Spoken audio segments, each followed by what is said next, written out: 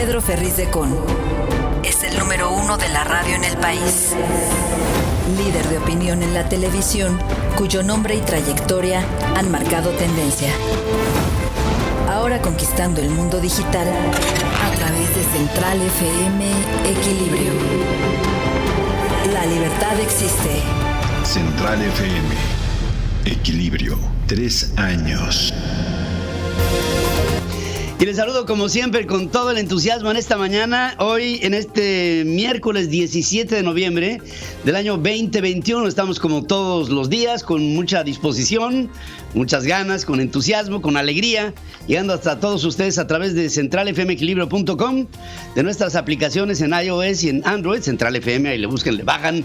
Ahí también estamos en nuestros podcasts, en Deezer, en iHeartRadio, en MyHeartRadio, en Google, en Apple, en Amazon. También estamos llegando hasta ustedes a través de Spotify y por supuesto a través de nuestra querida red de estaciones hermanas, asociadas y afiliadas en la República Mexicana. En esta mañana, a nombre de todo este equipo de trabajo que ya está funcionando desde la madrugada, estamos listos, puestos y dispuestos para informarte a ti.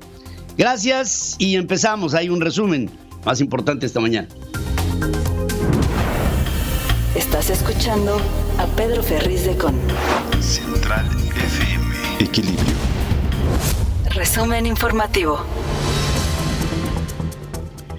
Bueno, empezamos con información para decir que hay una expectativa muy interesante, muy importante en este momento sobre lo que será la reunión del próximo jueves entre los 3 líderes de México, Estados Unidos y Canadá. ¿Cuál es la idea?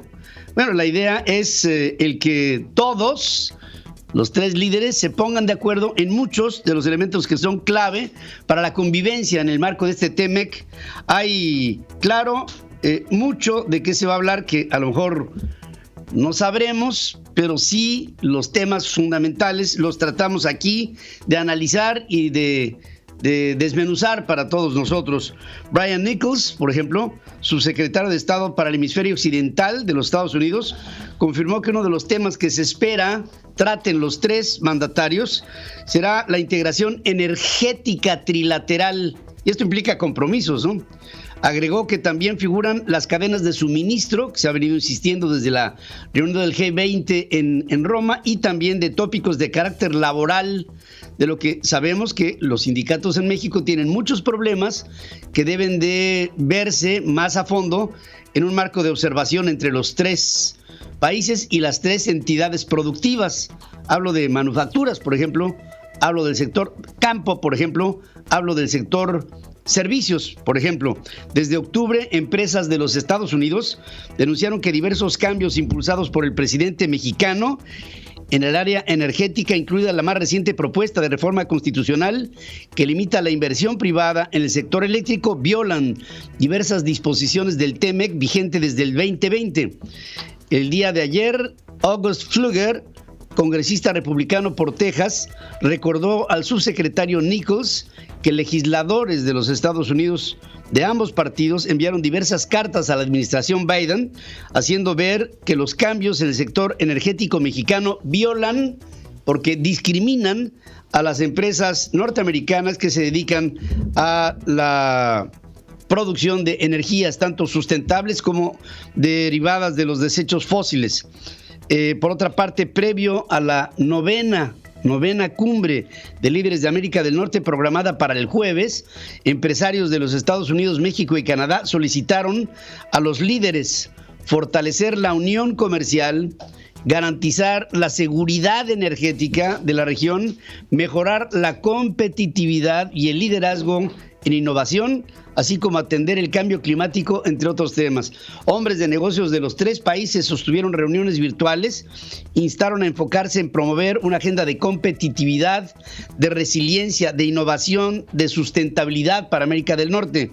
Se comprometieron con la cabal implementación del TMEC y advirtieron que la reunión tripartita llega en un momento crítico para el continente por la pandemia, el fortalecimiento de las cadenas de suministro y la garantía de una América del Norte competitiva y próspera.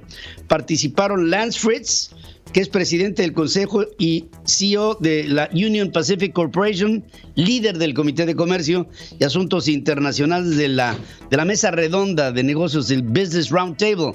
Juan Gallardo Turlow, presidente del Consejo de Cultiva y líder del Comité de Asuntos Internacionales del Consejo Mexicano de Negocios, y Don Lindsay, presidente y CEO de Tech Resources Limited y presidente del Business Council de Canadá. Ahí estuvieron hablando sobre los procesos de integración y cómo es que estos se deben de ir cumpliendo puntualmente para que haya certidumbre en la relación.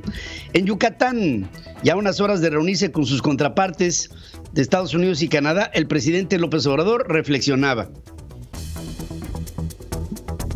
Tenemos la oportunidad de crecer en lo económico. Vamos a tener un encuentro con el presidente Biden, con el primer ministro Trudeau, para hacer una evaluación sobre el tratado. Ya hay un consenso de que es fundamental la integración económica en América del Norte, con respeto a nuestras soberanías. Esto nos va a garantizar que llegue más inversión extranjera, que se establezcan más empresas y desde luego que se generen empleos y que haya bienestar de nuestro país. El complejo de la soberanía, no vayan a violar nuestra soberanía, dice el presidente. Un funcionario norteamericano que pide el anonimato reveló que en la cumbre de los tres amigos el presidente Biden, fíjense lo que va a pedir, le va a pedir a sus partes iguales en México y en Canadá que se unan para exigir al gobierno de Cuba que respete a quienes reclaman mayor libertad en la isla. Entonces ahí esta misma fuente comunica que la Casa Blanca construye un apoyo internacional serio a esas demandas y la postura de la administración Biden choca claramente con la del presidente López Obrador, que apoya al gobierno cubano y critica al bloqueo impuesto por los Estados Unidos. Es al revés, ¿no? Va a contrapelo de lo que piensa la Casa Blanca. Hay que decir también que un grupo de legisladores republicanos, liderado por el cubano-americano Marco Rubio, por María Elvira Salazar y por Mario Díaz Balart, exigieron al presidente Biden que haga de Cuba una prioridad diplomática.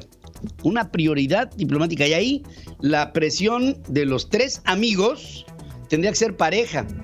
Y yo estoy absolutamente convencido que el presidente López Obrador no le va a entrar a eso. Y esto puede levantar cejas en muchos lados, ¿eh? El presidente, incluso el presidente mexicano, amagó con exhibir a los congresistas de Estados Unidos que voten en contra de la eventual iniciativa del presidente Biden para legalizar a 11 millones de migrantes. Otro tema. Ojalá y haya unidad. Pero si legisladores de un partido bloquean esta iniciativa, nosotros lo vamos a señalar en su momento, de manera respetuosa. Lo vamos a dar a conocer desde aquí, de que un partido, sus legisladores, no ayudaron a algo que es justo, humanitario. Obviamente que el presidente Biden está impulsando esta idea de legalizar a estos migrantes, pero siempre la posición política de México y si no va a haber presión, pues queda en este momento muy ad hoc a esta coyuntura política y este momento que se está viviendo en un tema que es para México fundamental. Por supuesto que lo es. Sin mayoría calificada necesaria para aprobar los cambios a la Constitución, diputados federales de Morena le ofrecieron al presidente que van a cumplir en tiempo y forma con la aprobación de la ley de la industria eléctrica que requiere de 2/3 partes del Congreso para que esta pase, y ya la oposición dijo que no. Ignacio Mier, que es el que representa a ahora representa a la bancada de Morena en la Cámara de Diputados, decía, ofrecía esto. No vamos a dar un paso atrás. En política, dar un paso atrás es la muerte. Vamos a transformar a nuestro país y vamos a sacar adelante la reforma eléctrica. Vamos a transformar a nuestro país, dice Ignacio. ¿Ustedes saben quién es Ignacio Mier? ¿Conocían ustedes a Ignacio Mier hace 6 meses? Y ahora este hombre dice que va a transformar al país, pese a las críticas que desató el proyecto presidencial por cancelar los certificados de energías limpias y por intentar marginar el despacho de energías renovables que produce la iniciativa privada. Carlos Puente, coordinador del Partido Verde Ecologista de México, fíjate nada más, ratifica su apoyo a la administración de López Obrador así. Reconocerle, señor presidente, que en el tema de la reforma eléctrica haya usted considerado elevar a rango constitucional la transición energética. Eso verdaderamente muestra un compromiso con el medio ambiente. Por eso le decimos, adelante, sí, vamos con usted hasta el último día del mandato, sin titubeos, sin medias tintas. Ese es nuestro compromiso.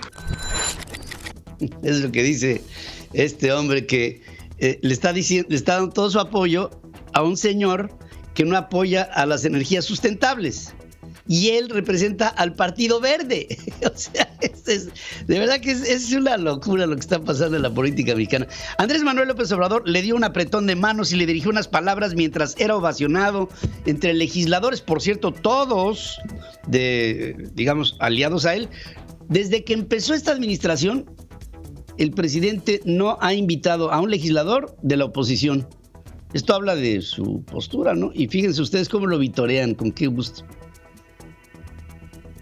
Se va a iniciar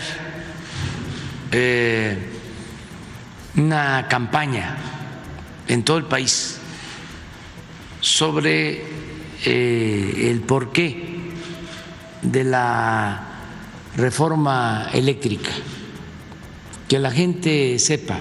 Por eso los expertos hay que escucharlos de manera precavida, no creerles todo.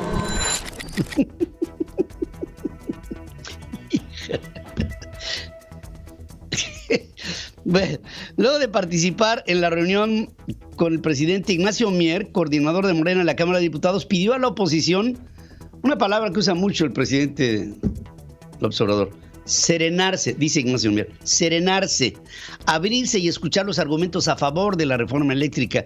Y habla en este tono tan conciliador, este prócer de la patria que dice: que no lo vean de manera sectaria o en función de los intereses de un partido político, pero que celebro que haya pasado, que el diputado del Partido Acción Nacional haya expresado públicamente que condicionaban el presupuesto por la reforma eléctrica.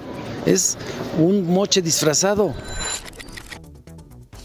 Esto es lo que dice este hombre. Bueno, Enrique Alfaro, gobernador de Jalisco, acusó que el presupuesto de egresos de la Federación para el año que viene privilegia obras como el Tren Maya en detrimento de otros objetivos como el abasto de agua en Guadalajara, ya comprometido por el presidente López Obrador en la última reunión que tuvieron juntos en Jalisco, en el Tianguis Turístico México 2021, llevado a cabo en el Centro Internacional de Congresos de Yucatán.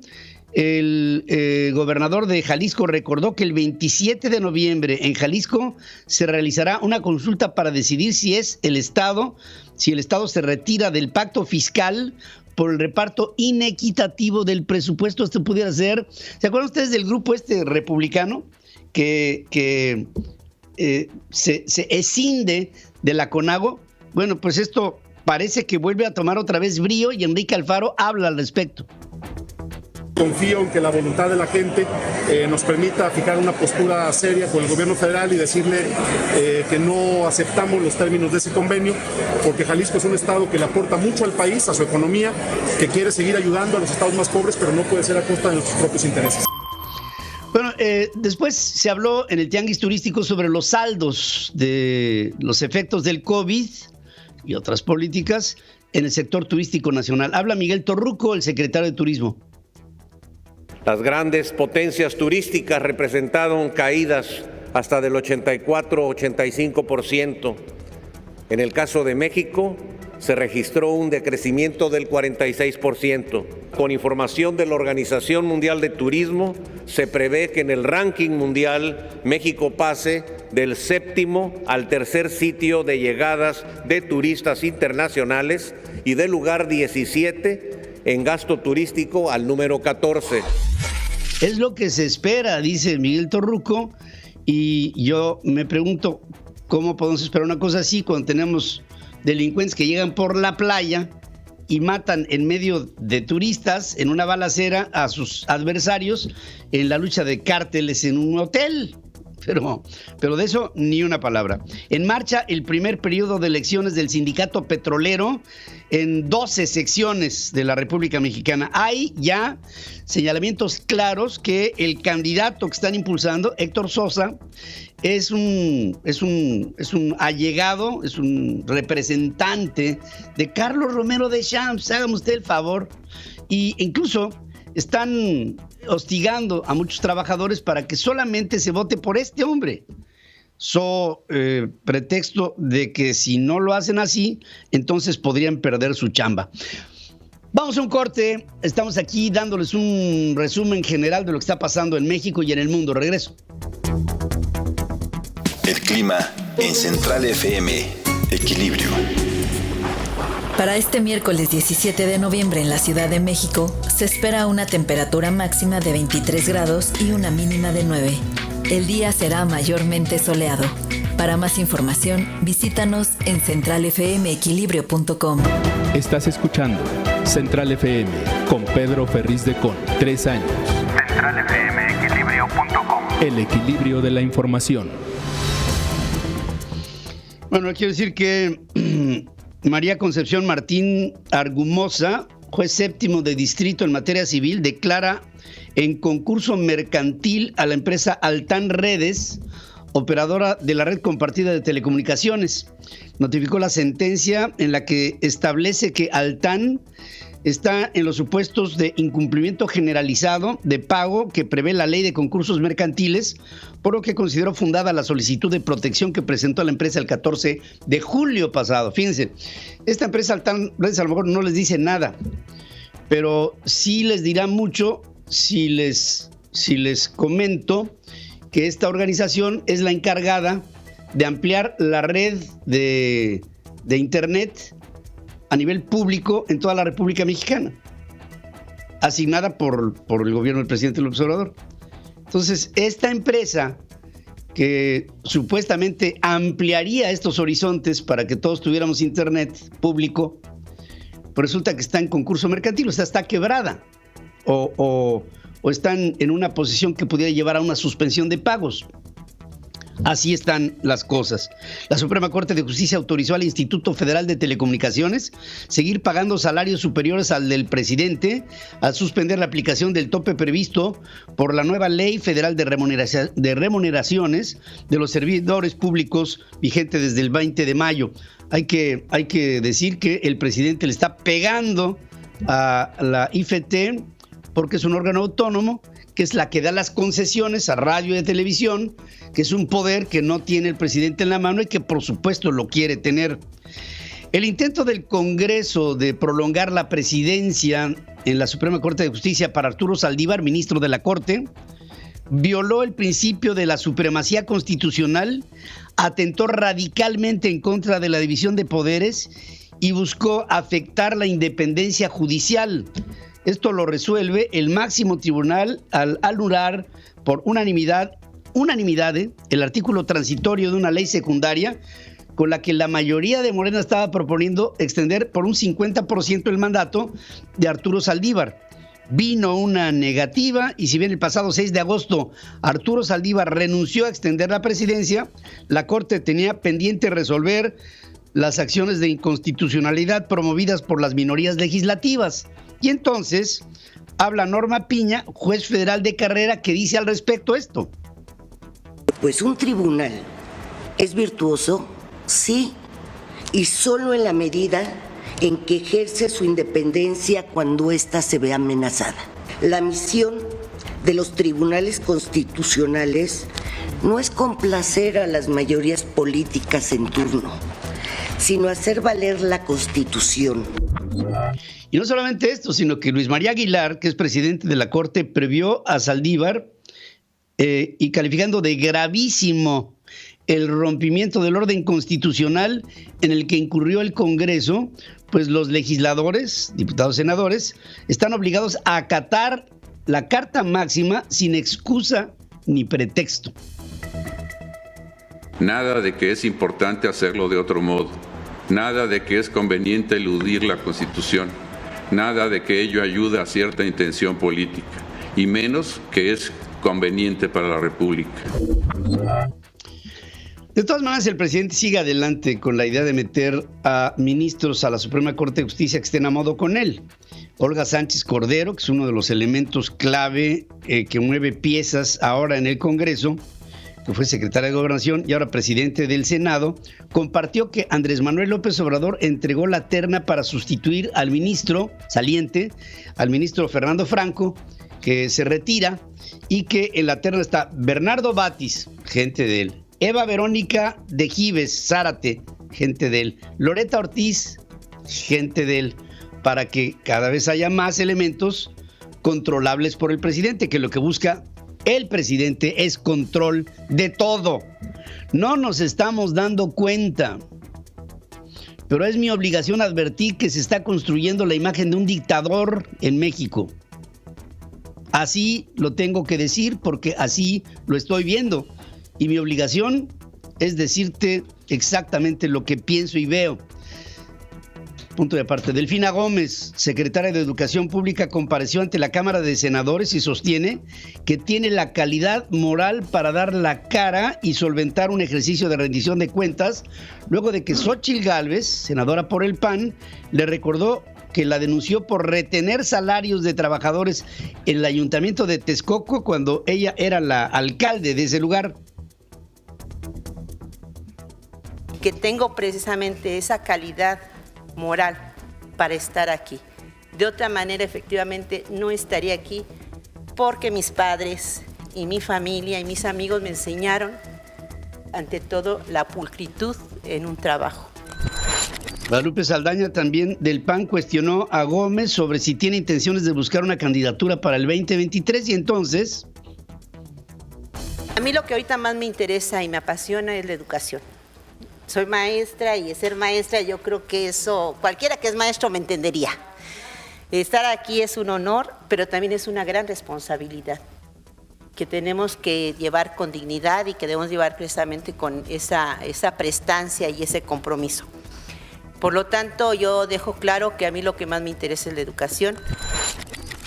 Bueno, pues ella lo que más le interesa es la educación.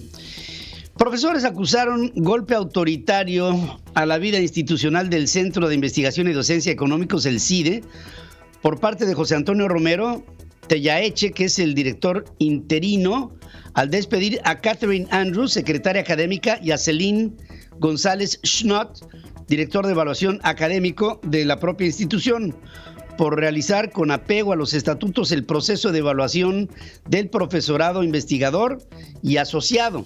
Los académicos sostuvieron que Romero solamente busca corresponder y apoyar las estrategias y las políticas públicas del gobierno en turno. El CIDE ha sido un órgano de estudios económicos dependiente del gobierno mexicano y ahora en la dirección se está viendo que hay una absoluta rendición de cuentas y mansedumbre del director del CIDE hacia el presidente de la República, otro organismo más que controla el presidente. Organizaciones y bueno, el CIDE que es una instancia de estudios económicos del gobierno, siempre acorde con estos, ahora empieza a verse ahí una disidencia y una ruptura interior. Organizaciones de la sociedad civil entregaron a los 32 congresos de los estados y al federal una iniciativa para hacer obligatorio que los candidatos a puestos de elección popular presenten su declaración fiscal, patrimonial y de intereses, conocida como la 3 de 3. En otras cosas, Marco Cortés, presidente del PAN, designará al candidato que ese partido postule para Aguascalientes con base en los resultados que arroje una encuesta. No debemos de olvidar que Marco Cortés hace unas 3 semanas, dijo que de las elecciones pendientes para gobernador para el año que entra, el único estado que podría ganar el PAN sería justamente Aguascalientes. Hugo López-Gatell, subsecretario de Salud, anunció que la vacuna en contra del COVID estará disponible para menores sin comorbilidades entre los 15 y los 17 años, y habla así.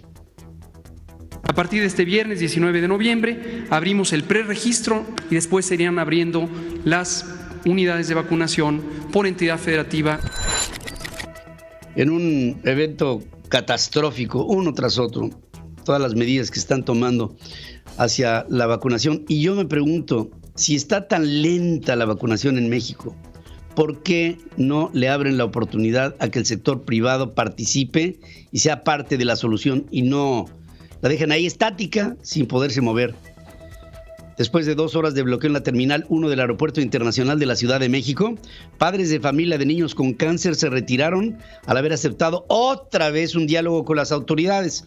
Por segundo martes consecutivo, padres bloquearon la avenida Capitán Carlos León en demanda que se garantice el abasto de tratamientos oncológicos que, pues, simple y sencillamente no han llegado.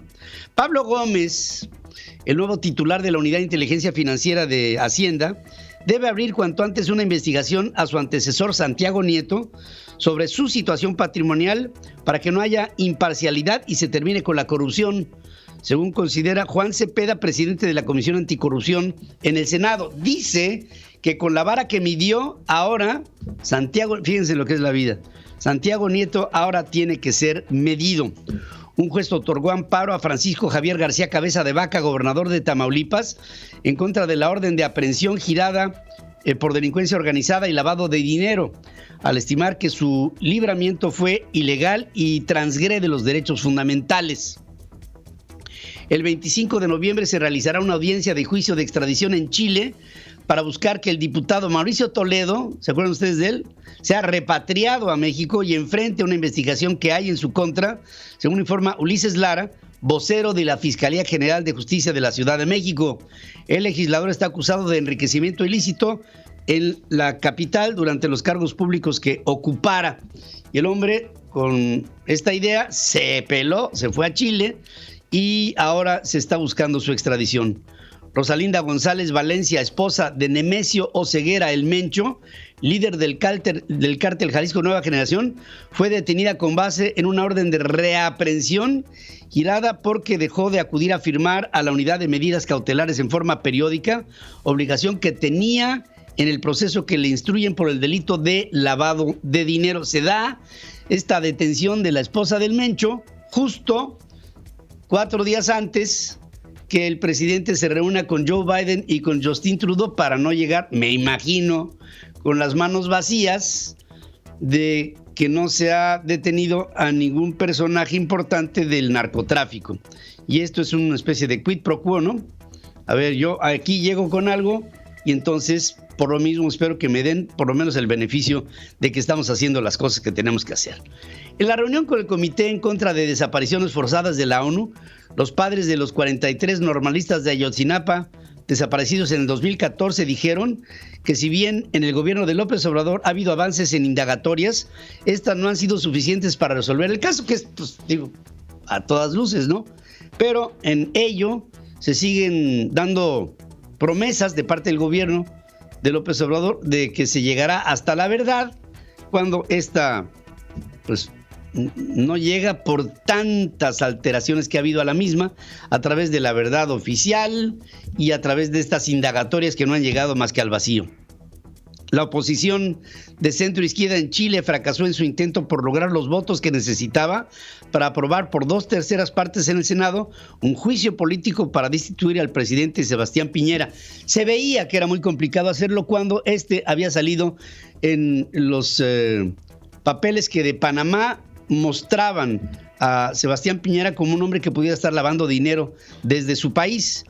Archipiélago, plataforma en internet creada por el dramaturgo Junior García, que instó a los cubanos a una fallida marcha el lunes en La Habana, llamó a nuevas acciones de protesta como tocar cacerolas por la noche, vestirse de blanco o llevar flores al prócer José Martí.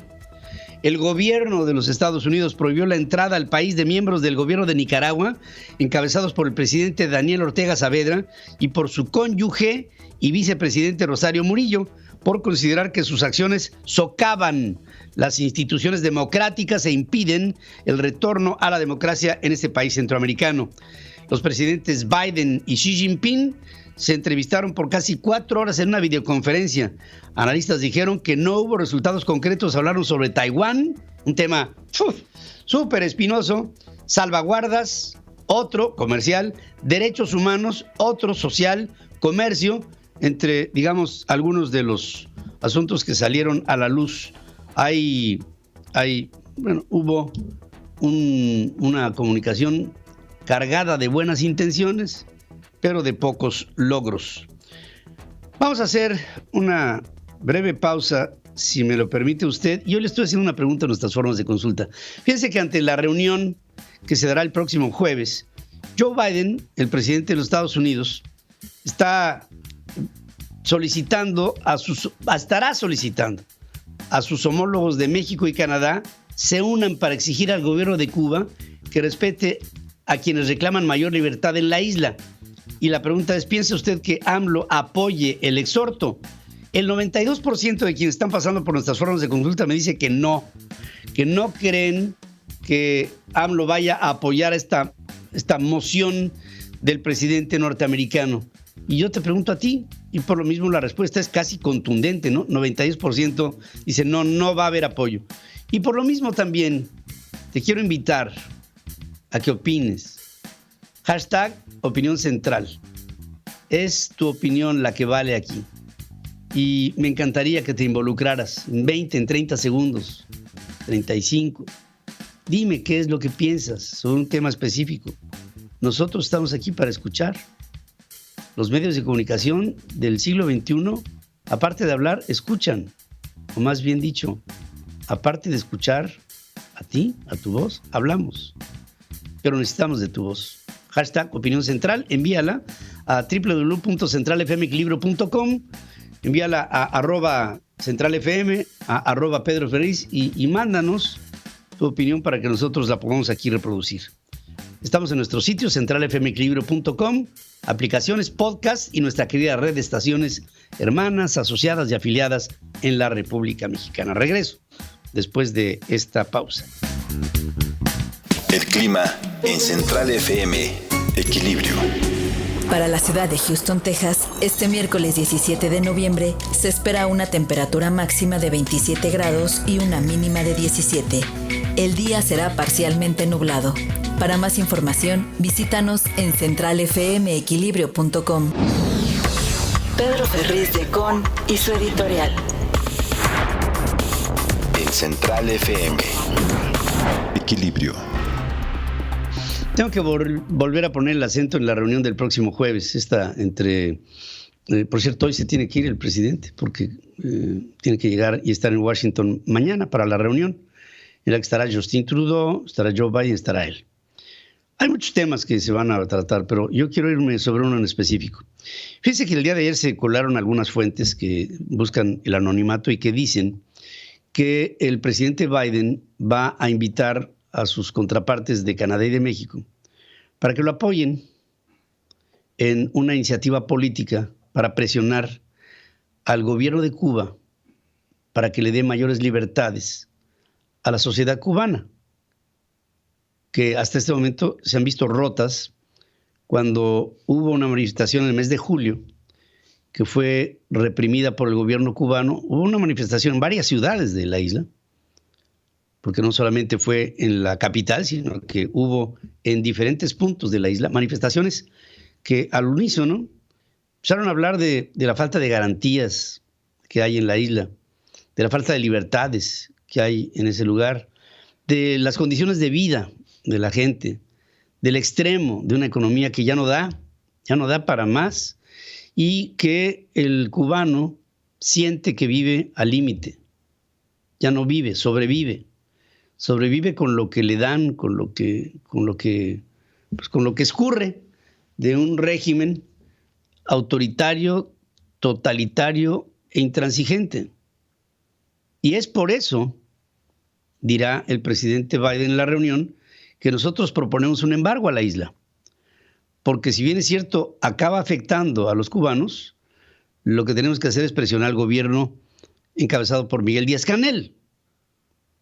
Y entonces, como bloque en el subcontinente de América del Norte, Canadá, Estados Unidos y México tendríamos que ir al unísono a decirle a Miguel Díaz-Canel, no reprimas a las manifestaciones, no mandes a prisión a los que se atreven a protestar por el gobierno que tú encabezas. El presidente de México tiene una visión absolutamente diametralmente diferente a la de la Casa Blanca. Bueno, tan es así que en el día de nuestras fiestas patrias invita al desfile del 16 de septiembre a Miguel Díaz-Canel para que hable incluso ante la población mexicana en un apoyo explícito, abierto, sin cortapisas, sin condicionamientos, a un gobierno intransigente, indiferente con su gente, brutalmente represor. Y entonces aquí se tendrá que ver la esencia de la relación política entre los países del TEMEC. Si Estados Unidos está encabezando un embargo e invita a pueblos del mundo para no negociar, para no comerciar, para no tener tratos con un gobierno represor de su gente en Cuba, el presidente de México va en un sentido totalmente opuesto. Es más, no solamente no se va a adherir a esta sugerencia del presidente Biden, sino que tendría que condenar el embargo propuesto por los Estados Unidos. O sea, no solamente no iría a favor o en apoyo a la iniciativa norteamericana, sino en contra de la iniciativa norteamericana para bloquear al gobierno de Cuba. Esta esencial alianza política que se tendría que celebrar como un principio de entendimiento para que veamos que pensamos de manera similar, te la quiero hacer reflexionar a ti. Yo creo que no hay nadie en México, ni los que en este momento estamos en comunicación a través de este medio, que vaya en contra de que los cubanos vivan mejor. ¿Por qué? Porque es un derecho humano, porque se ha visto, me ha tocado verlo, las condiciones extremas en las que vive la gente en Cuba. Extremas de pobreza, extremas de limitaciones, extremas de controles, extremas de falta de libertades, extremas de opresión. Pero una cosa es apoyar a los cubanos y otra muy diferente es apoyar al gobierno que gobierna a los cubanos. Son dos asuntos. Porque uno tiene que ver con un derecho humanitario, un derecho humano. El otro tendría que ver con un pronunciamiento político de reprobación a un régimen totalitario, absoluto, todopoderoso, represor.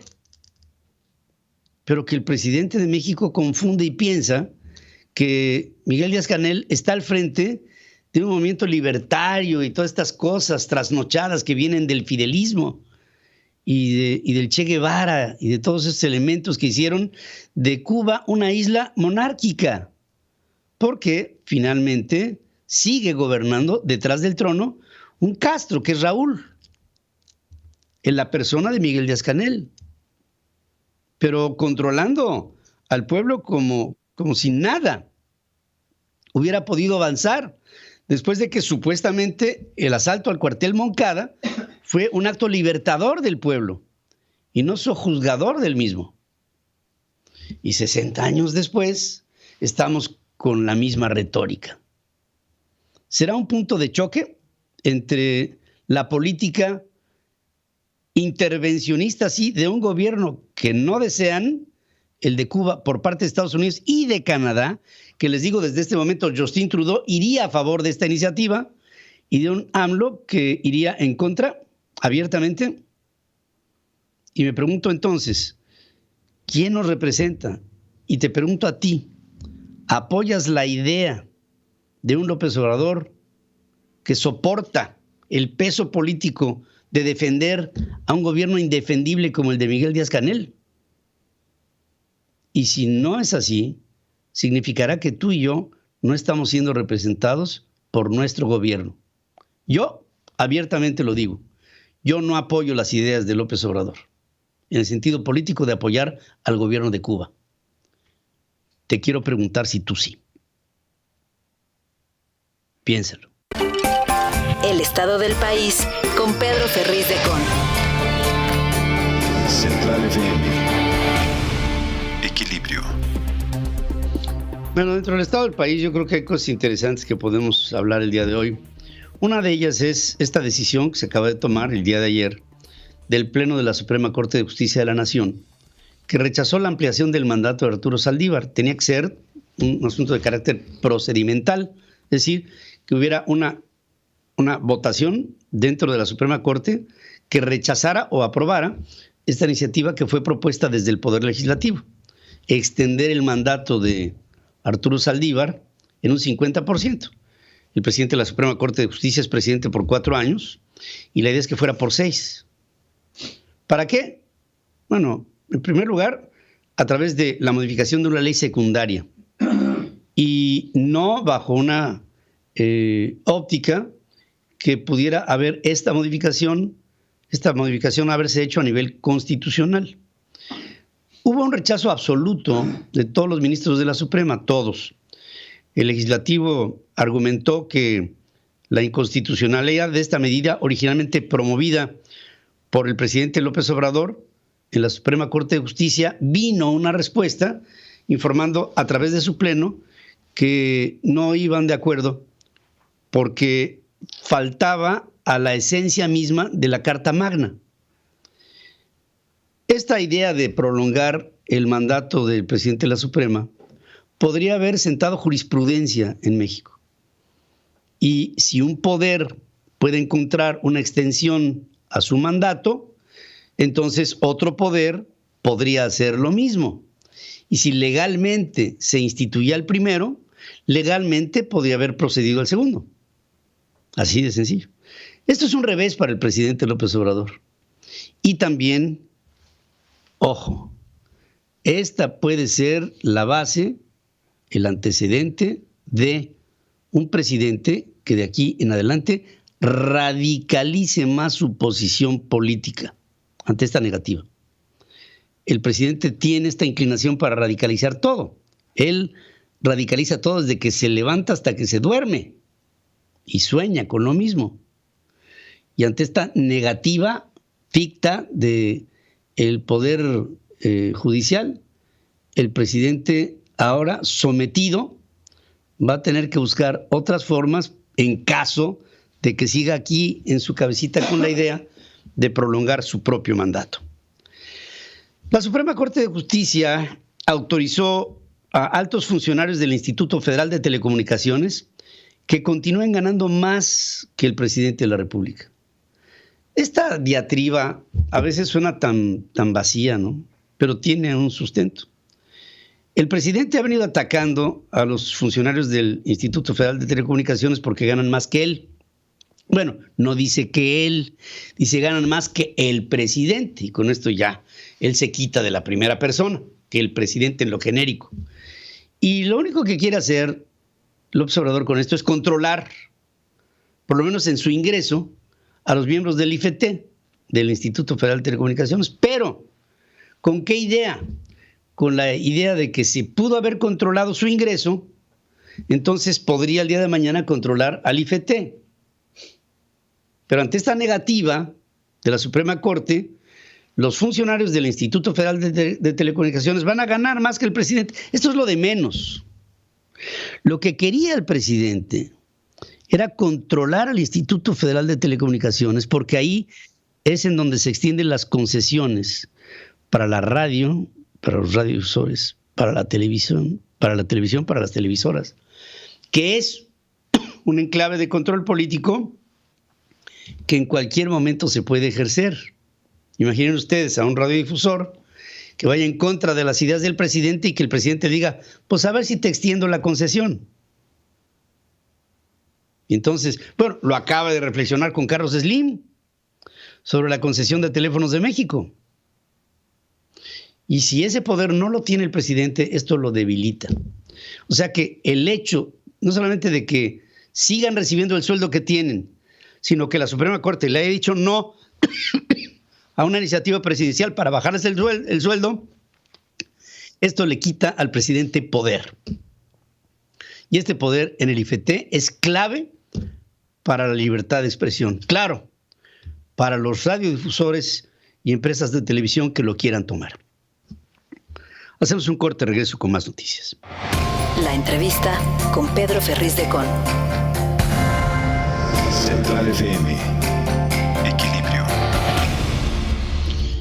Hay una visión muy interesante que se puede promover en este momento en México para todos aquellos mexicanos que quisieran adquirir, tener una visa de inversionista en los Estados Unidos, que les da enormes potencialidades y la posibilidad legal de poder hacer muchas cosas en los Estados Unidos, muchas. Desde el punto de vista legal, todo esto es admisible, todo esto es pretendible, y una organización que ha estado al frente de estos procesos de EB-5 es justamente esta que hoy les presento, y Emilio Guzmán, como vicepresidente ejecutivo y director general de relación con inversionistas de Houston, del EB-5, nos habla sobre la presencia única de una organización de esta naturaleza con oficinas en México en su reciente apertura.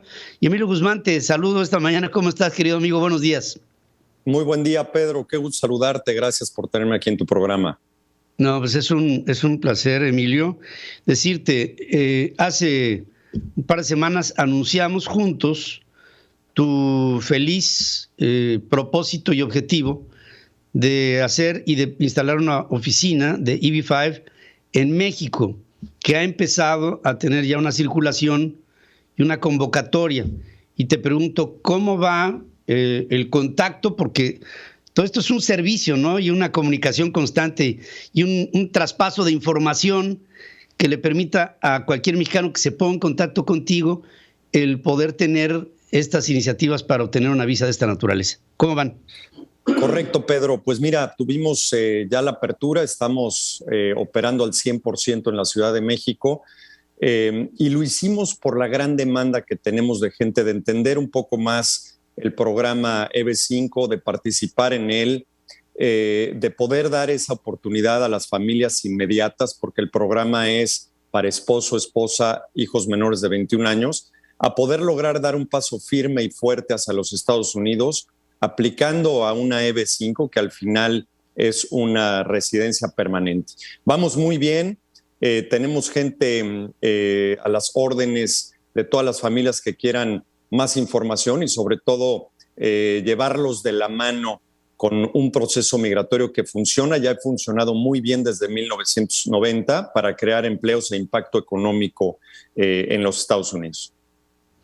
Y todo ello pues nos da una posibilidad para que una vez obtenida esta EB5, lo estabas mencionando en algún momento dentro de tu intervención ahora, te daría eventualmente la posibilidad de transitar hacia la idea de poder tener incluso hasta la nacionalidad norteamericana. Es digamos, el paso siguiente que podría, una vez que conoces las bondades de invertir en los Estados Unidos, de tener buena productividad y una inversión fija, segura, firme, esto te daría la seguridad de que esa sería la siguiente etapa dentro del proceso legal. Sí, es correcto. Además de que es un paso muy sencillo de hacer después de tener 5 años como residente permanente de los Estados Unidos, puedes aplicar a una nacionalidad para obtener el pasaporte del país. Sin embargo, con una Green Card te da pues muchísimas ventajas, desde créditos para tus negocios, créditos para estudiantes, apertura de obtener hipotecas para comprar propiedades y demás, ¿no? La residencia permanente no es fácil obtenerla, Pedro, sí te lo comento. A través de los años ya llevamos viviendo en este país pues casi 3 décadas. He visto a mucha gente que desafortunadamente no ha tenido esa suerte de obtener una residencia permanente, y este programa te permite a ti dedicarte a lo que sabes hacer y a nosotros que nos des la oportunidad de crear los empleos necesarios para hacerte elegible a ti y a tu familia inmediata a venir al país nuevamente, legalmente y con el pie derecho. O sea, esto implicaría, una vez que se haga el procedimiento, el hacer una inversión productiva que te permita empezar a probar la base, por cierto, de una gran circulación de la economía norteamericana, y esto te permite establecer un muy buen negocio en los Estados Unidos bajo la mano de EB5 y bajo la tutela de ustedes como empresa. Es correcto. Nosotros, cuando inviertes con nosotros somos dueños de nuestros propios proyectos, ya sea que te invitemos a participar en un proyecto de bienes raíces, como sabes, hacemos torres de lujo en el estado de Texas, o bien te invitamos a participar en nuestros centros de distribución y fabricación de porcelana en formatos grandes. Depende en qué proyecto entres, el tiempo en el cual empieza tu aplicación, pero el programa básicamente es el mismo. Hay que producir empleos, impacto económico. Nosotros te pagamos una rentabilidad del 4% anual de interés preferente, y te llevamos de la mano con abogados migratorios para que tu trámite sea pues muy transparente y sobre todo muy eficiente, que llega a ser un poquito pesado a veces para muchas familias entender los procesos. Estamos aquí para poderte explicar y llevarte de la mano durante todo el proceso. En estas 3 décadas de presencia entre México y Estados Unidos en el objetivo de tu organización, ¿cuál ha sido el porcentaje de éxito dentro de los casos que has venido atendiendo? Mira, gracias por la pregunta, Pedro, porque es muy importante mencionarte que al día de hoy tenemos el 100% de casos de éxito. Es decir, cuando nosotros recibimos una intención de un inversionista para participar con nosotros, le presentamos a un abogado de migración que tenga las credenciales y la experiencia de poder entender de dónde viene la fuente de fondos de ese inversionista. Ese filtro del abogado de migración nos da mucha seguridad para saber que esa aplicación, cuando se vaya a migración, va a ser aprobada. Así, a través de más de 550 familias que han confiado en nosotros, más de 1,300 Green Cards, las que ya cursaron por el camino del tiempo en la aplicación, están 100% aprobadas. Pues eso, en términos beisbolísticos, querido Emilio, te ubica por arriba de Baby Ruth, y entonces más del 100%, ese 100% logrado durante 3 décadas habla de la solidez, de la consistencia de Houston EB5 como un esquema seguro, confiable, honesto, de gente que encabezada por ti está haciendo este esfuerzo, y que en las oficinas que hoy... ¿En dónde están las oficinas en México? Están en Santa Fe, las tenemos ahí, son unas oficinas espectaculares porque además de ser unas oficinas comunes en alguna parte, también es un showroom donde enseñamos nuestros proyectos, enseñamos nuestros materiales de porcelana y le damos a la gente una muy buena idea de dónde va a estar invirtiendo sin tener que viajar a Estados Unidos a verlo físicamente. Bueno, pues ahí está, ahí en Santa Fe. Busquen ustedes las oficinas. ¿A dónde, digamos, con una dirección cibernética, dónde se pueden poner en contacto?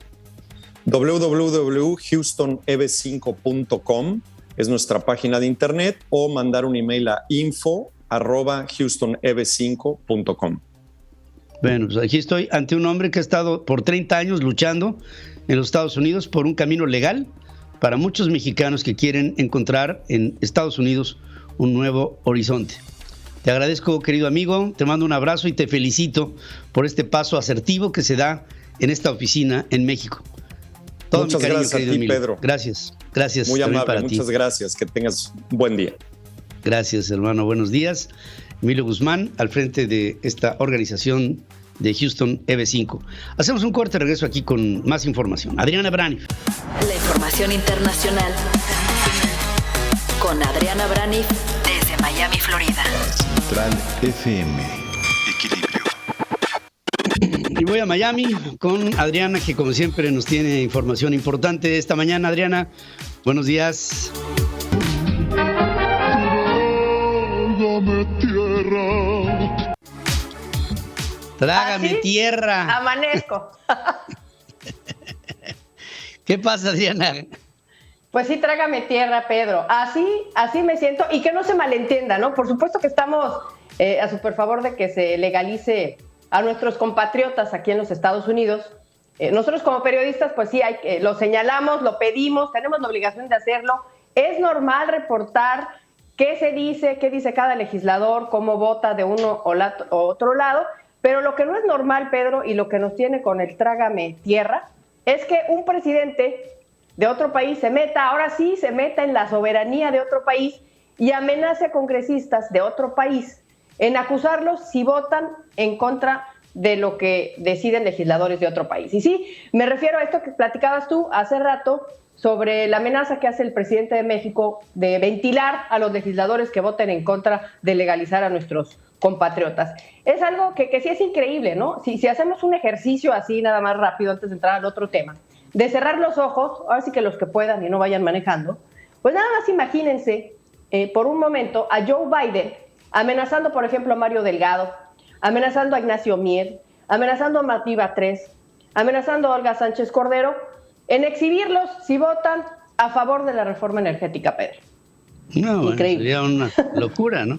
Pero bueno, fíjate, eso lo escuchamos y lo vemos como algo ya normal, y el hecho de que tú lo destaques es más importante para que vayamos, cada vez de que recibamos noticias como estas, analicemos, bueno, ¿qué es lo que está pasando en México? Se está construyendo una especie de un dictador que intimida a otros poderes y que parece que se puede meter en sus linderos sin que pase nada. Pues yo creo que es importante que lo digas, y lo digas como lo estás haciendo. Pues sí, Pedro, ni a los comediantes de aquí se les ocurre hacer un sketch como el que imaginamos con los ojos cerrados. Pero bueno, dicho sea de paso, Pedro, hay una cumbre por la democracia. La está convocando Joe Biden y creo que queda muy bien esta noticia después de todo lo que has comentado tú y después de esto que ha dicho el presidente. ¿Quiere Joe Biden marcar la diferencia con la era Trump? Sí, a quien no le importaba mucho pues pasearse, por ejemplo, del brazo de Kim Jong-un, incluso escribirse cartas de amor entre ellos, como decía, he write me beautiful letters, o del brazo de Vladimir Putin. No le interesaba lo que dijera el mundo a Donald Trump. Pero Biden quiere hacer una diferencia. Desde el día 1 dejó muy claro, junto con Kamala Harris, que quería revitalizar la democracia en todo el mundo y convoca esta cumbre para la democracia que es el 9 y 10 de diciembre. Ha invitado a países democráticos, cerca de 100 líderes del mundo, ha dejado de invitar a otros que no lo son, por supuesto Cuba, Venezuela y Nicaragua encabezan esta lista de los no invitados, y también están los países que aunque son democráticos, no defienden la democracia y abrazan a las dictaduras. Y sí, si pensaste mal, acertarás. Entre ellos está México, o por lo menos el gobierno de nuestro país. Esto ha provocado algunas voces que cuestionan si tiene derecho un país así a ser invitado a esta cumbre de la democracia o no. Porque sí, es un hecho que nuestro presidente fue electo democráticamente, pero no defiende las democracias en el mundo. Así es que, pues está esta discusión en los medios. ¿Quién merece ser invitado a esta cumbre? ¿Quién no merece ser invitado? México, por supuesto, sí está invitado, pero hay voces que ponen en duda esto porque pues apoya, no defiende las democracias, apoya las dictaduras, como pues avalando las elecciones del 7 de noviembre en Nicaragua, por ejemplo, avalando esta farsa electoral porque gana Daniel Ortega, encarcelando a todos sus contrincantes, a los 7, y se reelige por cuarta vez cuando la constitución de su país solo lo permite a una. Tampoco habla la democracia cuando abre las puertas de México a otros dictadores. Por ejemplo, a Miguel Díaz-Canel, el día de la independencia, a Maduro, el día de su toma de protesta. Y pues tampoco la avala cuando protege a Evo Morales, por ejemplo, por su fraude electoral. Y fíjate esta frase de Joe Biden que es elocuente. Dice, cito textual, la democracia no sucede por accidente. Hay que defenderla, luchar por ella, reforzarla y renovarla. Así es que, ¿por qué es importante esta cumbre democrática? Porque defender la democracia impide la proliferación de autocracias, de dictaduras. Esta cumbre, hay que decirlo así, es un llamado a una defensa colectiva de la democracia. ¿Qué va a pasar ahí?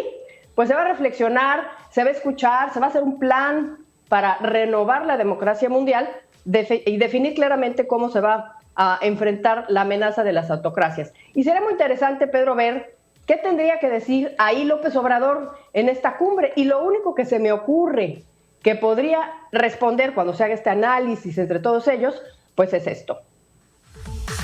Ahí están los datos, pues ahí están los datos.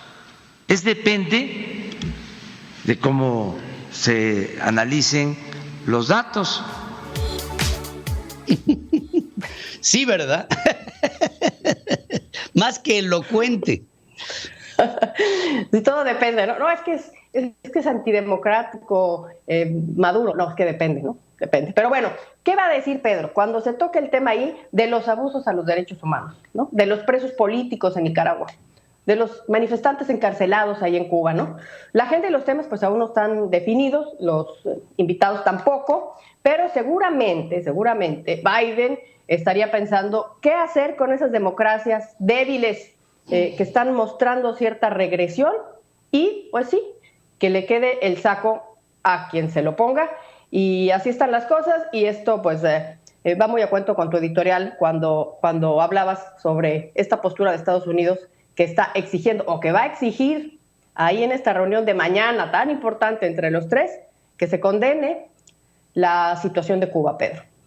Por supuesto que sí. Hoy sale a este encuentro y pues esperemos que nos enteremos de todo lo que va a pasar ahí. Y si no, de todas maneras, las reacciones a esto se van a dar eventualmente y en un corto plazo, estoy seguro. Como siempre, Adriana, gracias por estar aquí todos los días conmigo desde Miami. Gracias y buenos días. Gracias, Pedro. Un placer. Gracias. Hacemos un corte y regreso aquí en La Hora Central. Resumen de noticias en La Hora Central con Pedro Ferriz de Con. Central FM. Equilibrio.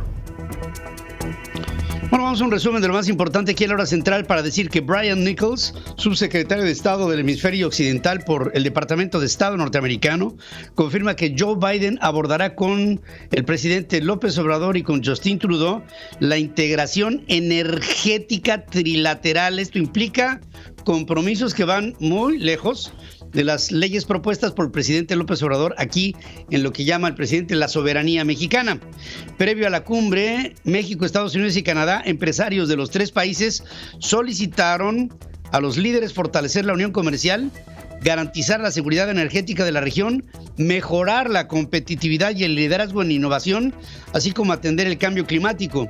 López Obrador dice que el TEMEC garantizará la llegada a México de más inversión extranjera, establecimiento de empresas e incremento de empleos. Vamos a ver si ahora sí estimula la inversión y no la espanta. Trascendió que en la cumbre de los tres amigos, Biden solicitará a sus homólogos mexicano y canadiense el que lo respalden para exigir al gobierno de Cuba que respete a quienes reclaman mayor libertad en la isla. Y esto puede ser un punto de división de opiniones entre lo que piensen Trudeau y Biden a lo que piensa López Obrador.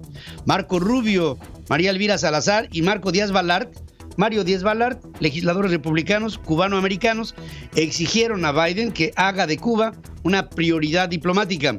Pese al mandato del TEMEC de democratizar los sindicatos, ya hay señalamientos de plantillas únicas vinculadas con el exdirigente de Carlos Romero Deschamps en el primer periodo de elecciones en el sector petrolero. Es increíble que a estas alturas del partido haya todavía la presencia ominosa de Carlos Romero Deschamps, que no satisfecho con haber robado este país, todavía siga influyendo en las elecciones presentes del sindicato. López Obrador amagó con exhibir a congresistas de Estados Unidos que voten en contra de la eventual iniciativa de Joe Biden para legalizar a 11 millones de migrantes. Sin mayoría calificada, diputados federales de Morena, Partido del Trabajo y Verde ofrecieron a López Obrador sacar adelante la ley de la industria eléctrica, de la que no hay base, ya que requieren de 2/3 partes de aprobación, con la que simplemente no cuentan. Sobre el PRI, Ignacio Mier, coordinador de Morena en la Cámara de Diputados, dice que no hay caldo que no se enfríe, haciendo ver que el PRI debe de reflexionar y votar a favor de la ley de la industria eléctrica propuesta por el presidente. Enrique Alfaro, gobernador de Jalisco, dice que el presidente, esto lo dice en el tianguis turístico ahí en Yucatán, que el presidente de México prefiere hacer el Tren Maya o la obra de Dos Bocas que darle agua a Guadalajara.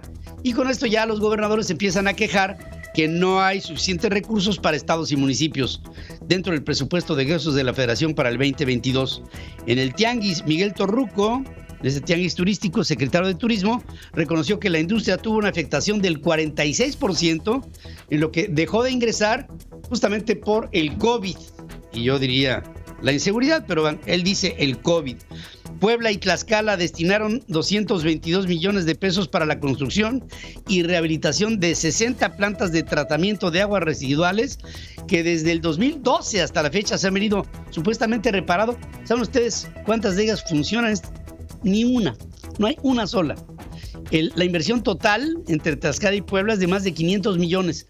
Todo esto a fondo perdido. Plantas de tratamiento de aguas que no sabemos qué hicieron con ese dinero. La Suprema Corte de Justicia autorizó al Instituto Federal de Telecomunicaciones seguir pagando salarios superiores al del presidente de la República. Esto no es lo importante.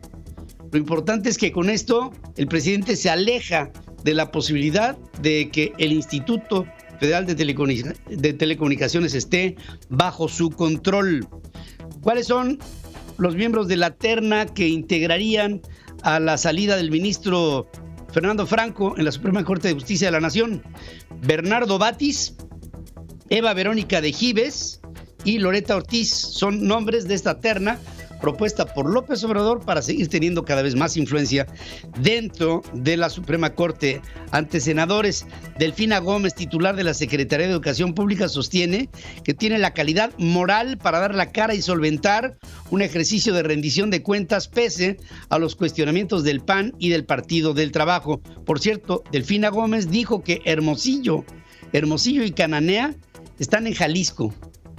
Y lo dijo, o sea, lo dijo abiertamente. Marco Cortés, presidente nacional del PAN, designará al candidato que ese partido postule para Aguascalientes por encuesta. Después de 2 horas de bloqueo en la Terminal 1 del Aeropuerto Internacional de la Ciudad de México, padres de niños con cáncer otra vez acordaron con el gobierno que van a reunirse para ver si ahora sí ya les dan los productos oncológicos que requieren sus hijos para conservar la vida. Pablo Gómez, ahora titular de la Unidad de Inteligencia Financiera de Hacienda, dice que si hay razones, podría abrirse una carpeta de investigación hacia Santiago Nieto, su antecesor. Vamos a hacer un corte y regreso aquí con más noticias. Hola, ¿qué tal? Te saluda Enrique Ruiz del Río de Central Dynamics para darte a conocer que los días 2 y 3 de diciembre estaremos celebrando nuestro primer workshop internacional de negocios en la ciudad de Houston, Texas. Aprende, explora, desarrolla oportunidades de negocios de la mano de nuestros expertos que en sesiones educativas te estarán dando las herramientas y la información que requieres para la toma de tus decisiones. Los registros e inscripciones están abiertos en www.centraldynamics.info. Recuerda, tu participación es importante, el cupo es limitado. Te esperamos.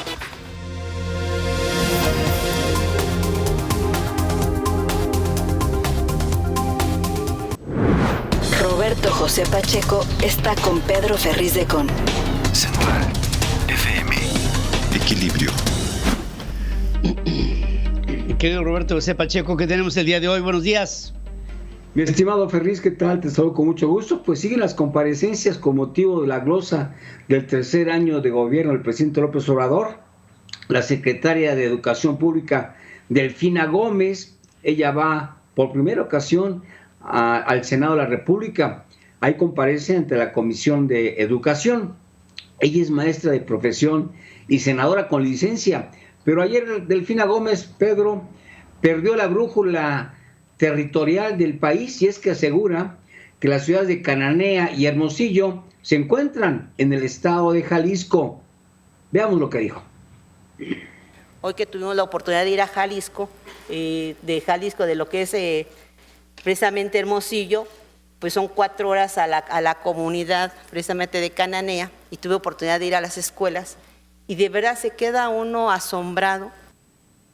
Asombrados nos quedamos nosotros, y es que este lapsus de la titular de Educación nos recuerda precisamente lo que en una ocasión Aurelio Núñez, cuando fungía como secretario de Educación Pública allá en Guadalajara, en una feria del libro, una niña le corrigió la palabra leer, cuando él dijo leer, y la niña le dijo, no se dice así, se dice leer. Bueno, los secretarios de Educación Pública tienen que estar muy pendientes y muy cuidadosos cómo hablan.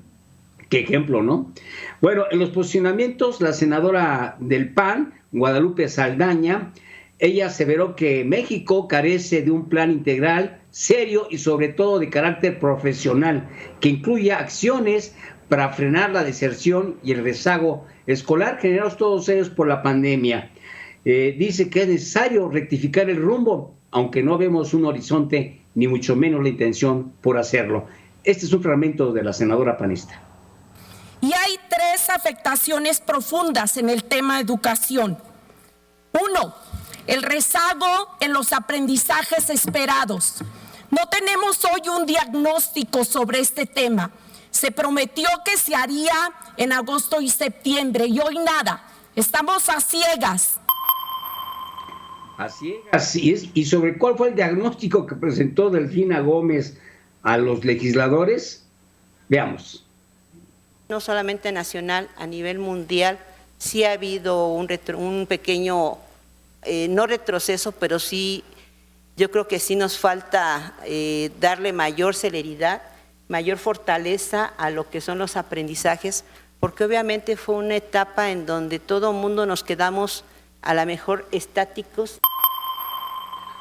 Bueno, ese es el diagnóstico que presenta, no dio estadísticas ni cuántos alumnos desertaron precisamente por la pandemia. Ante ese tipo de respuestas, la senadora panista dijo que es urgente frenar esta tragedia educativa. No podemos dejar que el rezago educativo gane terreno y que la deserción escolar se incremente. Le dice, si su intención es ser gobernadora, porque como sabemos, mi estimado Ferris, Delfina Gómez compitió para ser gobernador y perdió ante Alfredo del Mazo, le dice, si su intención es llegar a ser gobernadora, pues mejor renuncie y dedíquese ya de tiempo completo a otra cosa. Así las cosas, no le fue bien a Delfina Gómez. Es mi reporte, Pedro. Gracias por este reporte, querido amigo, y como siempre, Roberto José Pacheco con nosotros. Y yo le quiero agradecer a Gerardo Duque el estar en comunicación con nosotros desde San Luis Potosí. Gerardo.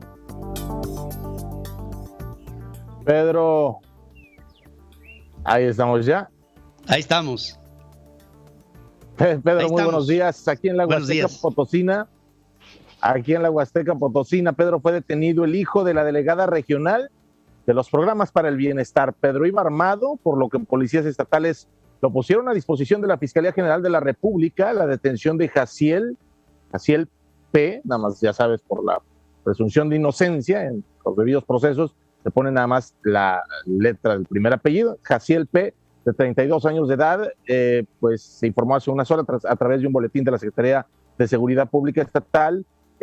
Fue detenido. No obstante, la delegación de la FGR aquí en la entidad potosina pues no ha emitido comunicado alguno donde se precise en qué calidad se encuentra ahora el hijo de la funcionaria federal Teresa Pérez Granado. Es el hijo de la delegada federal de los programas para el bienestar. La detención ocurrió en el municipio de Ébano, sobre el eje Pujalcoy. Los agentes, Pedro, los agentes estatales circulaban sobre esa carretera en la zona huasteca cuando tuvieron contacto con el conductor del vehículo, quien al ver las unidades policiales pues aceleró para tratar de huir. Los agentes le dieron alcance y le solicitaron que se detuviera.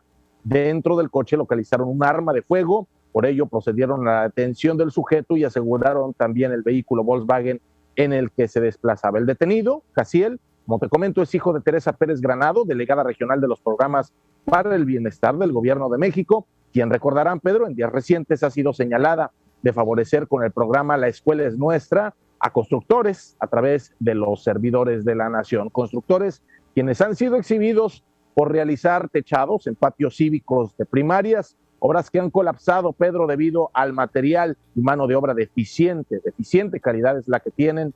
Y bueno, es el caso del constructor Eric Pantoja, tema que tratamos precisamente en este espacio la semana pasada. Recordarán, ocurrió en el municipio de Tamuín y este constructor sería sobrino político de la delegada precisamente Teresa Pérez Granado. ¿Qué contexto de esta familia, Pedro? Qué bar, bueno, hay una serie de intereses cruzados. Gerardo, como siempre, gracias por esta participación tuya desde San Luis Potosí, en la puerta de las Huastecas. Un saludo y un abrazo. Hacemos un corte, regreso con Pedro Ferriz Híjar, que está con nosotros. Pedro Ferriz Híjar y Pedro Ferriz de Con. Central FM. Equilibrio. Yo estoy aquí con don Pedro Ferriz Híjar esta mañana. Pedro Ferriz de Con, ¿cómo está usted? Bien, ahí veo su camiseta de la NASA. De la NASA. ¿Qué pasa, Oye, Pedro? Pues ya ahorita el presidente hoy sale a los Estados Unidos. Sí. ¿A qué hora se va? A las 12. A las 12. A las 12 se va a los Estados Unidos para llegar a Washington. Por ahí de la tardecita, porque es un vuelo largo. Mañana se va a reunir a las 11 de la mañana con Justin Trudeau. Después va a saludar a Kamala Harris para después tener una reunión con Joe Biden a la 1 de la tarde. No, a las 12, después a las 3. A las 12 va el presidente. A las 11 de la mañana con Justin Trudeau. Después saluda a la vicepresidenta. Después a la 1 con Joe Biden en un tete-a-tete. Y después a las 4 de la tarde los dos amigos y él, para hablar de el Temec. Entonces, a ver. O sea que sí va a haber una reunión vis a vis. Sí, tete-a-tete a la 1. Y a las 11 con Justin Trudeau, también tete-a-tete. Y después a las 3 de la tarde, los 3 amigos. Bien. Bueno, 2.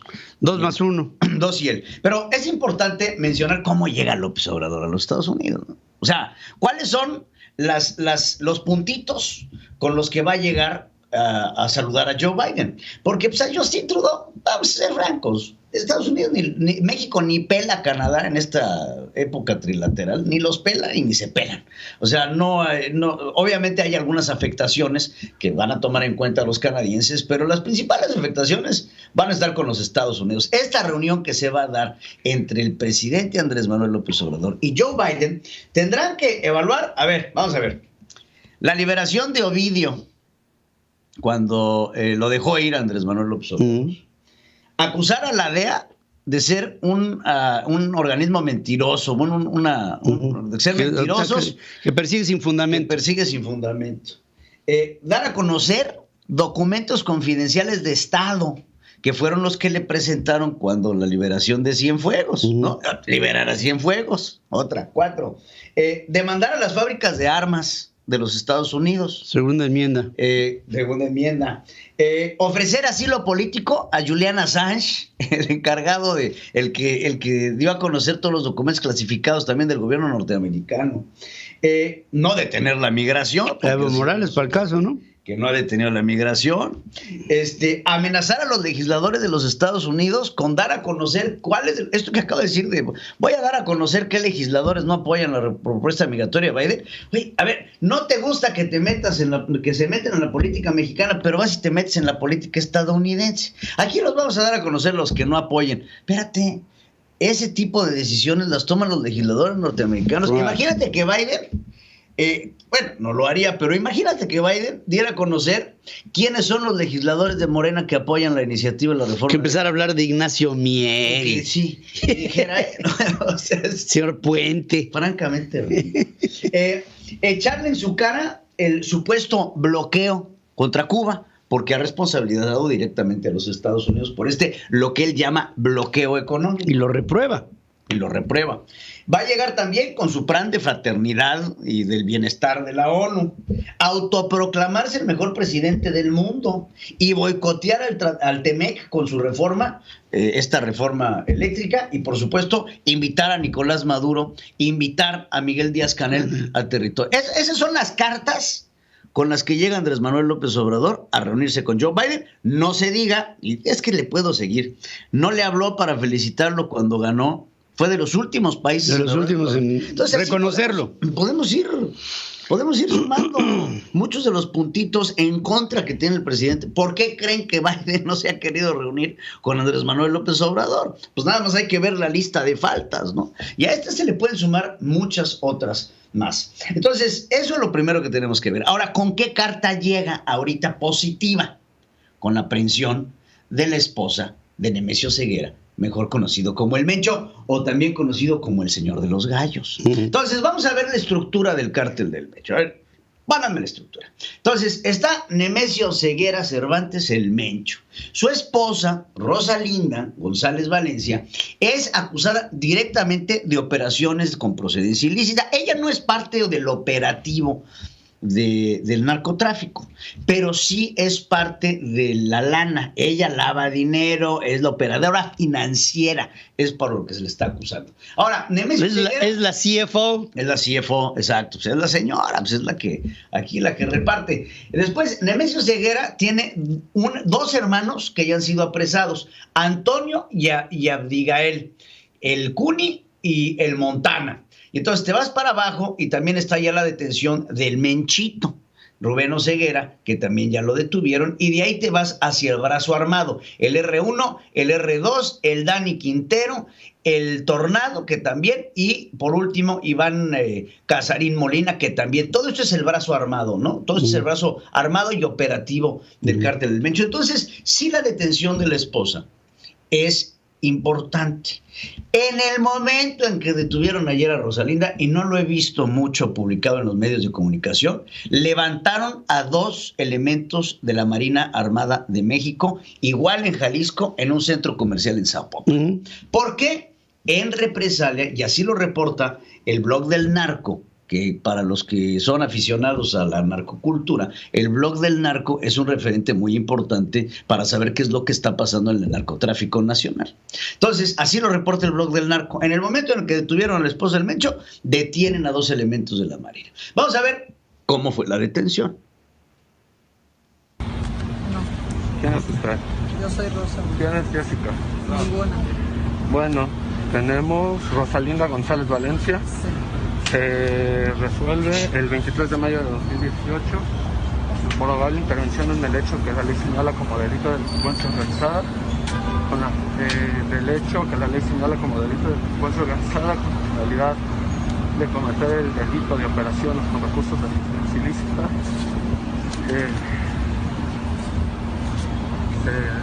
Se ordena una orden de aprehensión. ¿Ya actúe? Yo nada más te voy a decir una cosa, ¿eh? Ella no se movió. El policía que le está leyendo los cargos le tiembla la voz. Le tiembla el papelito de saber que está deteniendo a la esposa del Mencho. Porque este cuate que está deteniendo a la esposa del Mencho le está jugando la vida. Está jugando la vida. ¿Por qué? Digo, no se vayan muy lejos. El cártel Jalisco Nueva Generación apenas hace 4 días estaba repartiendo despensas en Tuxpan, Nayarit. Vamos a ver las despensas que repartía el Mencho. Fíjate, estas personas recibiendo despensas ahí de parte del cártel Jalisco Nueva Generación. Esto fue hace 4 días. El poder que tiene al nivel del narcotráfico en México, el cártel del Mencho, es muy, muy, muy importante. De parte del señor Fresa. De parte del señor Fresa, el señor Fresa es el representante del Mencho en Nayarit. Entonces, este es el nivel, y lo vemos repartiendo despensas por todos lados. Un hombre que no solamente es temido, el Mencho es un narcotraficante sanguinario. Entonces, si ustedes creían que el Chapo era canijo, el Mencho es sanguinario, porque el Mencho no tiene la escuela del Chapo. El Chapo es un hombre que creció con la vieja usanza. Negociando con las autoridades. Negociando con las autoridades, haciendo pactos con él. El Mencho no. El Mencho es un sicario.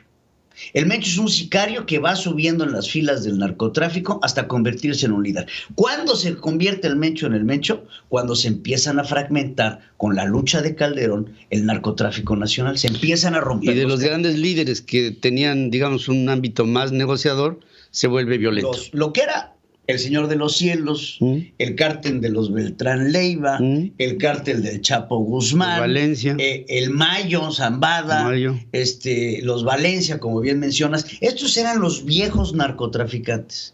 Pero el Mencho es un hombre sanguinario. Y yo estoy seguro que las fuerzas del orden mexicanas, por lo menos las que están enteradas de lo que podría llegar a pasar, deben de estar muy atentas a lo que podrían llegar a ser las represalias de la aprehensión de esta mujer, que te recuerdo, ya la habían apresado. En el 18. No es la primera vez. No. En 2018 la apresaron y la tuvieron que dejar ir. Ahora, en el momento en el que la agarran a ella, levantan a 2 miembros de la Marina Armada de México y quién sabe qué más puede llegar a pasar para poder lograr ahora la liberación de la esposa del Mencho. No se están metiendo con... Tú en el narco te metes con quien sea, menos con 2 personas. La jefa y la vieja. Sí, ahí con eso. Fíjate que esto, hay una ley dentro de la omertá, ¿no? Que es no te metas con la familia. Y meterse ahí es Ahora, el asunto es que las señoras de los narcotraficantes, como es el caso de la esposa del Chapo Guzmán, que estuvo libre mucho tiempo, es que no las puedes acusar por ser esposa de... Tú eres esposa del Chapo, eres esposa del Mencho, eres esposa Coronel, de quien seas. El simple hecho de ser esposa le da a la esposa inclusive una protección, porque la esposa puede estar al tanto de lo que hace el esposo, pero no tiene la obligación de denunciarlo. No. Tú no puedes acusar a tu esposo de narcotráfico, a menos de que te dé alguna trastada, pero el gobierno no te puede obligar a hacerlo. Pero la esposa del Mencho estaba involucrada en los negocios del narco. En la estructura. En la estructura del crimen organizado. A diferencia de algunas otras esposas, pues te pongo la esposa más relevante de todas, ¿no? La esposa de Pablo Escobar. La esposa de Pablo Escobar, cuando fue abatido a Pablo Escobar, la esposa de Pablo estuvo con él desde el principio hasta el final. Hasta casi el final. Porque al final ya quedó nada más. Quedó solo, ¿no? Quedó solo. Pero, ¿cómo agarraron a Pablo? En una azotea. ¿Pero por qué? Porque le habló a su vieja. Pues sí, claro. Porque le habló a su esposa, porque quería hablar a sus hijos, y es ahí cuando la DEA intercepta la llamada y se da cuenta en dónde está Pablo Escobar. Le ganó el sentimiento. Querido. Entonces, pues bueno, vamos a ver y vamos a estar al pendiente, por supuesto, la visita del presidente López Obrador a Washington, pero lo que pueda devenir de la detención de la esposa del Mencho. Oye, ya nada más por último, yo sé que aquí nos ven en Presidencia de la República, no se dice expresar. Señor presidente, ya de por sí tuvimos ahí a la secretaria de Educación Pública que no sabe ni dónde está nada en el país, pero por favor, expresar del verbo de expresó no existe. Entonces, Express. Es que esto ya lo expresamos. Esto ya lo habíamos expresado desde antes. Es más, de antes. Que es rápido. Es express. Vamos a hacer un corte. Regreso con el señor Francisco Niembro, que está con ustedes. Hola, ¿qué tal? Te saluda Enrique Ruiz del Río de Central Dynamics para darte a conocer que los días 2 y 3 de diciembre estaremos celebrando nuestro primer workshop internacional de negocios en la ciudad de Houston, Texas. Aprende, explora, desarrolla oportunidades de negocios de la mano de nuestros expertos que en sesiones educativas te estarán dando las herramientas y la información que requieres para la toma de tus decisiones. Los registros e inscripciones están abiertos en www.centraldynamics.info. Recuerda, tu participación es importante, el cupo es limitado. Te esperamos.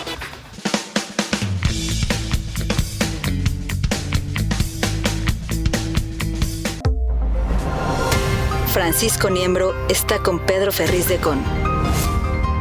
Central FM. Equilibrio. ¿Y qué tenemos de nuevo en tecnología? Y mi querido Francisco, ¿cómo estás? Buenos días. Buenos días, mi Pedro, a ti y al auditorio, y felicidades por estos 3 increíbles años de labor. Gracias, hermano.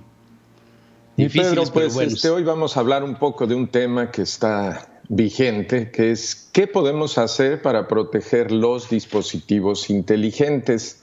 Ahora, con la llegada del Internet de las cosas, cada día más estaremos interactuando con este tipo de tecnología que trae muchos beneficios, desde luego, la posibilidad de conectar y operar remotamente los equipos, como pudieran ser, como ejemplo, los televisores, las lavadoras, las cafeteras, cámaras de videovigilancia, entre otros.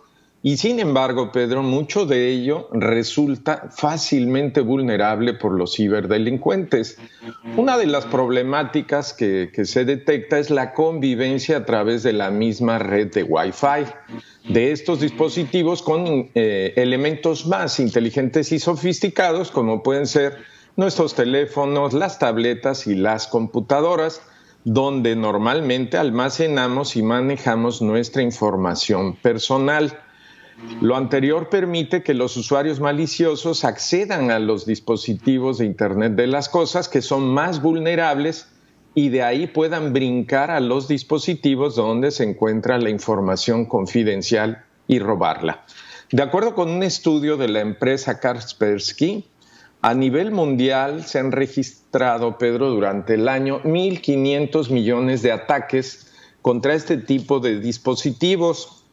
Y esto representa más o menos el doble del año anterior, donde se estima que hubo como 640 millones de ataques.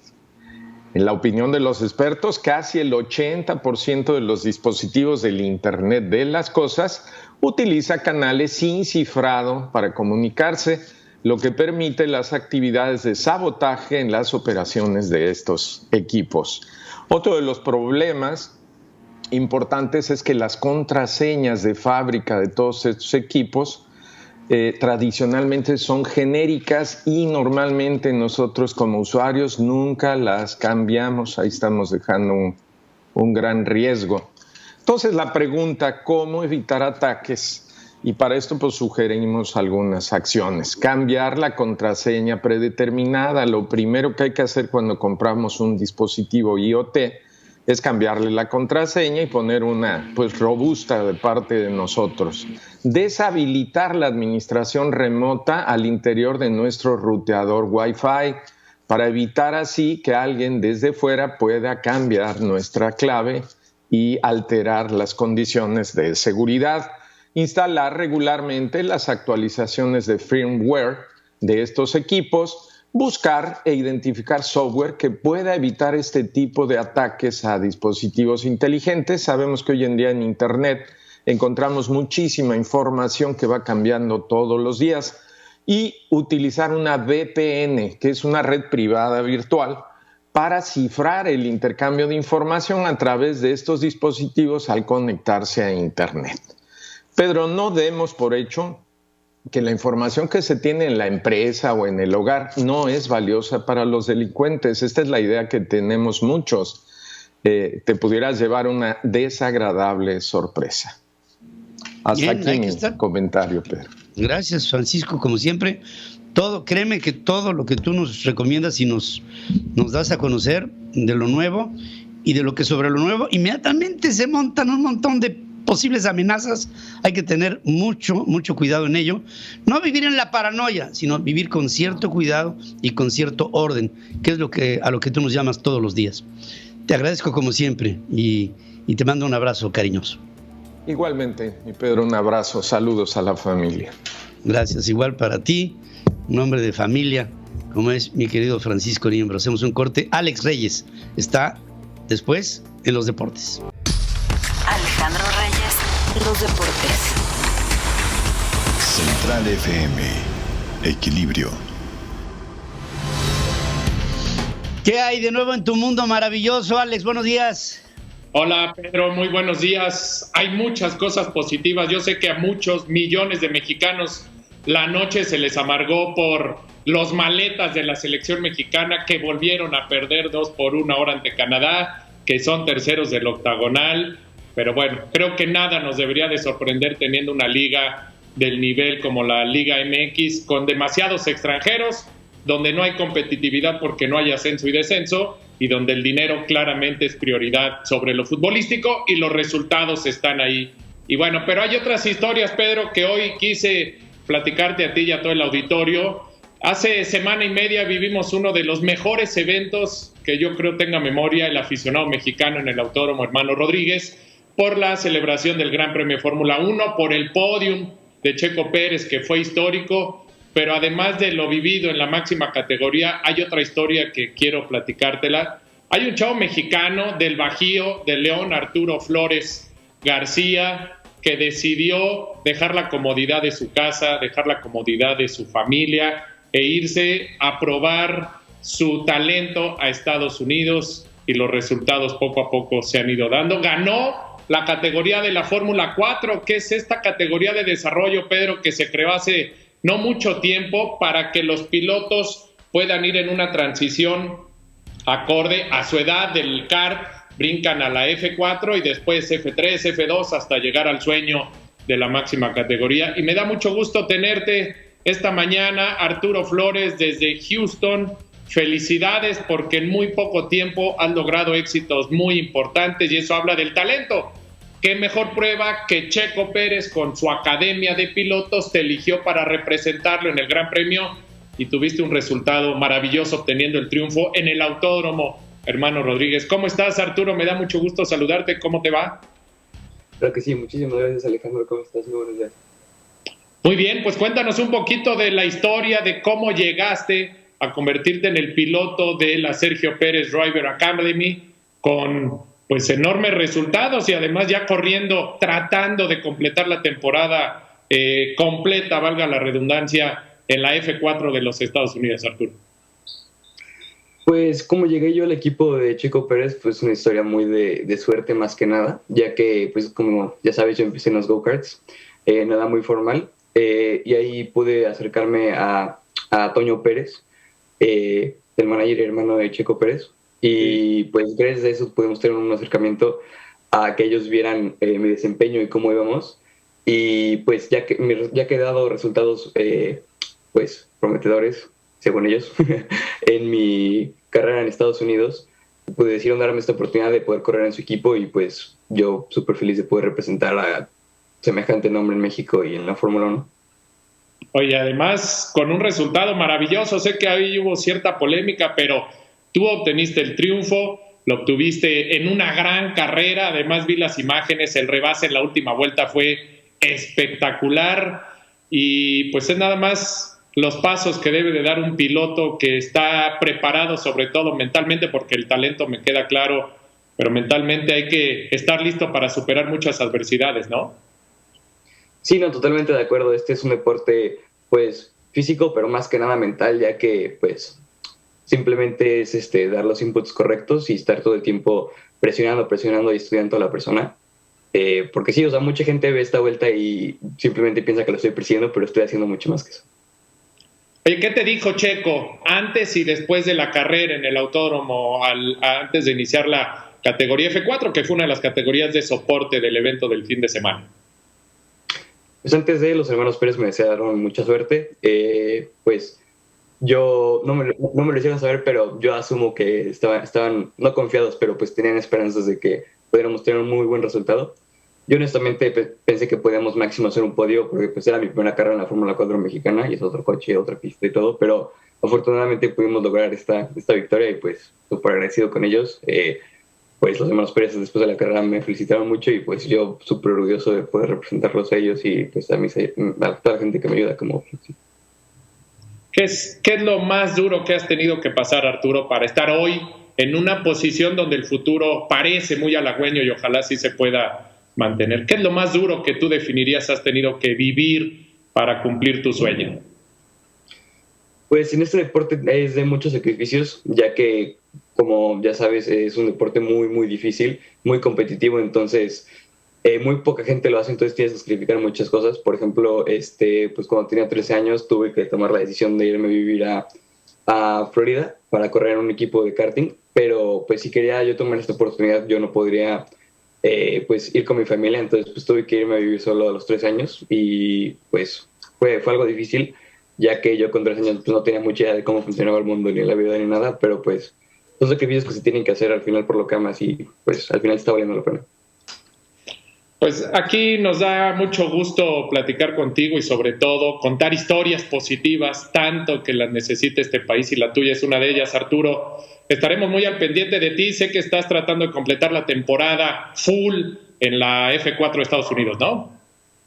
Sí, claro que sí, estamos tratando de conseguir apoyo para poder completar la temporada y pues a ganar. Poner el nombre de México en alto en otro país sería un sueño. Ya lo logramos en nuestro país, ahora pues ir a otro lado a imponer sería algo inigualable y pues creo que podemos lograrlo. Pues aquí estaremos, te pido, nos mantengamos en contacto. Pedro, si hay muchas empresas que voltean a ver otras disciplinas, el automovilismo creo que hoy nos ha enseñado que tiene enorme talento. Siguiendo los pasos de Checo Pérez está Pato O'Ward, ahora más jovencito Arturo, con una carrera importante en el kartismo también nacional y hoy tratando de alcanzar un sueño muy importante. Te mando un abrazo, Arturo, y muchas gracias. Muchísimas gracias, que tengan un excelente día, nos vemos. Gracias. Pero ya ves como si hay historias positivas en el mundo del deporte, no todo es el fútbol y los enojos que nos hacen hacer. Hay historias como este chavo y seguramente muy pronto lo veremos en las grandes ligas del automovilismo. Yo quisiera de este muchacho ver un campeón que lo dice facilito, me tuve que ir a los 13 años a vivir a una academia en Miami y hoy estoy ganando premios y estoy ganando carreras y estoy ganando en mi vida, que es lo que me apasiona. Esto es lo que necesitamos en el país. Sin duda alguna, Pedro. Gracias. Hoy la final de la WTA en Guadalajara. Mañana te platico de ello a todo el auditorio. Muy buenos días, Pedro. Claro que sí, estaremos en contacto para entonces. A nombre de todo este equipo de trabajo, gracias por el favor de su atención. Espero seguir en contacto con ustedes y todo el equipo a través de las redes sociales durante todo este día. Mañana les espero en la primera emisión de Central FM Equilibrio. Gracias a todos. Se despide de ustedes a nombre de mi equipo de trabajo, su servidor Pedro Ferriz de Con. Mañana.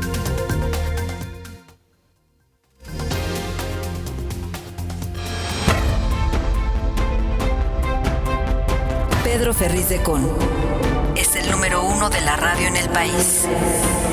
Líder de opinión en la televisión, cuyo nombre y trayectoria han marcado tendencia. Ahora conquistando el mundo digital a través de Central FM Equilibrio. La libertad existe. Central FM Equilibrio. 3 años.